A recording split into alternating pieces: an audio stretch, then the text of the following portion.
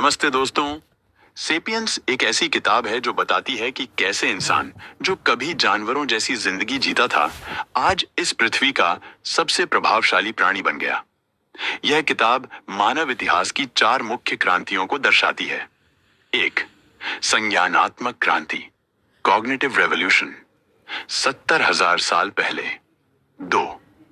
कृषि क्रांति, agricultural revolution, 10,000 साल पहले। 3. मानवता की एकता, एनिफिकेशन ऑफ ह्यूमैनकाइंड। 4. वैज्ञानिक क्रांति, साइंटिफिक रिवॉल्यूशन, पिछले 500 वर्षों में। भाग 1, संज्ञानात्मक क्रांति, कॉग्निटिव रिवॉल्यूशन। लगभग 70,000 साल पहले यह वह समय था जब होमोसेपियंस ने पहली बार जटिल रूप से सोचना, बोलना और कल्पना करना शुरू किया। मुख्य बातें: कई इंसानी प्रजातियां थीं।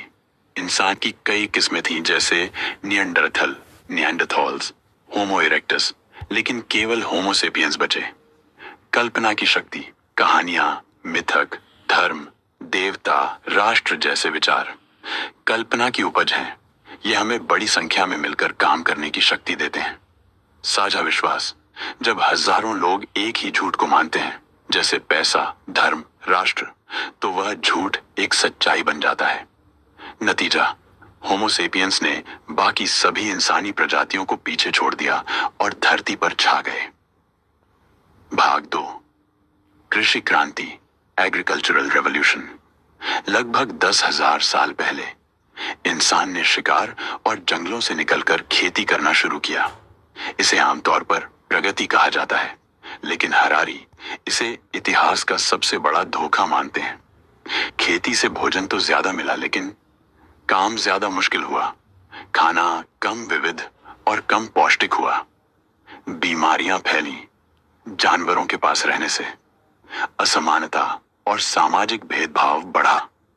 अधिशेष का जन्म, जब कुछ लोगों के पास जरूरत से ज्यादा अनाज हुआ, तब धन, संपत्ति, राजा और गरीबों की धारणा शुरू हुई। परिवार, संपत्ति और पितृसत्ता, खेती के कारण ये मेरा है की सोच आई, जिससे महिलाओं पर नियंत्रण और पितृसत्ता का जन्म हुआ। लेखन और धर्म, लोगों को संगठित करने के लिए धर्म और लेखन प्रणाली विकसित हुई, खासकर टैक्स और अनाज रिकॉर्ड करने के लिए। नतीजा: इंसान की जिंदगी व्यवस्थित तो हुई, लेकिन वह कम खुश और अधिक गुलाम हो गया। भाग 3, मानवता की एकता, यूनिफिकेशन ऑफ ह्यूमनकाइंड। जैसे जैसे समाज बड़े होते गए, वे आपस में जुड़ने लगे व्यापार, साम्राज्य, धर्म और पैसे की मदद से। मानव एकता के 3 स्तंभ: एत, पैसा, मनी। यह एक सार्वभौमिक मिथक है जिसे हर कोई मानता है। साम्राज्य, एम्पायर्स। साम्राज्यों ने बड़े क्षेत्रों में शांति और स्थिरता दी, जैसे पैक्स रोमाना।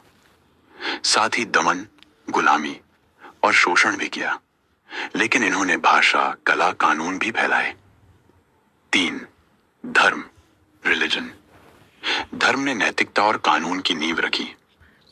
बहुदेववाद से एकेश्वरवाद तक की यात्रा, जैसे ईसाई धर्म, इस्लाम। अब राष्ट्रवाद, पूंजीवाद, मानवतावाद जैसे नए धर्म बन गए हैं।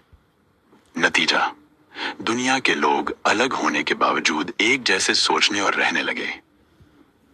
भाग 4, वैज्ञानिक क्रांति, साइंटिफिक रेवोल्यूशन। पिछले 500 सालों में यह क्रांति तब शुरू हुई जब इंसान ने यह मान लिया कि हमें सब कुछ नहीं पता। मुख्य बातें: 1. अज्ञान की खोज। विज्ञान की शुरुआत उस क्षण हुई जब इंसान ने कहा, मैं नहीं जानता। प्रयोग, डेटा और खोज को महत्व मिलने लगा। 2. साम्राज्य और विज्ञान।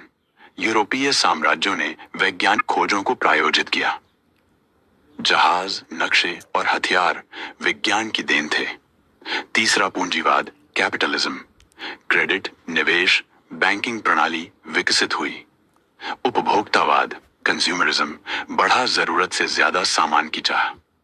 4. उद्योग क्रांति, इंडस्ट्रियल रेवोल्यूशन। मशीनें, फैक्ट्रियां, बिजली, इन सब ने जीवन को तेज और कृत्रिम बना दिया। शहर बड़े हुए, गांव और किसान पीछे छूटे। 5. इंसानी खुशी। इतनी तरक्की के बावजूद इंसान की खुशी नहीं बढ़ी। मानसिक तनाव, अकेलापन और उद्देश्यहीनता बढ़ी। 6. भविष्य की ओर।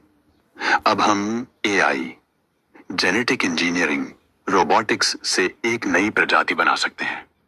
सवाल उठता है, हम क्या बनना चाहते हैं और क्या हम भगवान बनने की कोशिश कर रहे हैं? नतीजा, इंसान अब प्रकृति को बदल सकता है, जीवन को फिर से परिभाषित कर सकता है, लेकिन शायद वह खुद से भी नहीं जानता कि वह क्या चाहता है। अंतिम विचार, क्या इंसान खुश है? हमने धरती जीत ली, चांद पर कदम रख दिया। लेकिन क्या हम खुश हैं? इंसानों ने जानवरों को पालतू बनाया, लेकिन खुद मशीनों के गुलाम हो गए। सेपियंस हमें चेतावनी देता है कि हम जिस दिशा में जा रहे हैं वह हमें सुपरह्यूमन या विनाश की ओर ले जा सकती है।